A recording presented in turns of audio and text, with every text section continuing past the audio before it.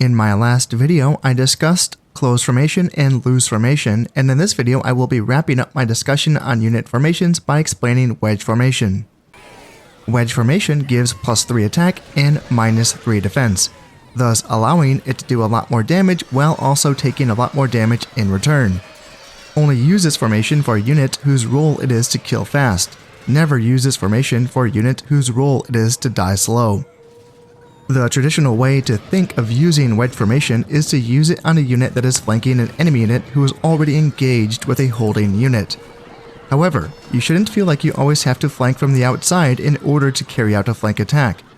Every army understands how vulnerable its flanks are, and every army will do everything in its power to either win on the flanks or to at least defend on the flanks long enough in order for its center to win. Infantry units are best positioned in the center because their slower speed can cause them to be isolated when they are positioned on the flanks. Being positioned in the center allows an infantry unit to support the flanks, but its slower speed will make it difficult to support a flank engagement and then wheel round in time to support the center before the center engagement has already been decided.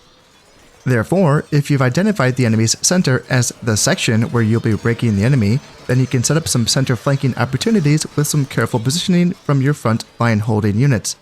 Try placing your holding units at an angle that allows your flanking units the easiest avenue to strike the enemy once they have engaged your holding units. Wedge formation makes all of this easier not just because of its attack bonus, but also because of its compact formation. This makes wheeling around easier in tight spaces. However, wedge formation doesn't allow the most amount of individual soldiers to get into combat. Therefore, I would recommend switching a unit from wedge formation back into close formation a few seconds after the two units are engaged. Also, wedge formation makes it easier for ranged units to deal damage against it. Any projectiles that miss their original target will usually find another body to strike in this dense formation. So, try your best to keep a unit that is in wedge formation out of sight of enemy ranged units.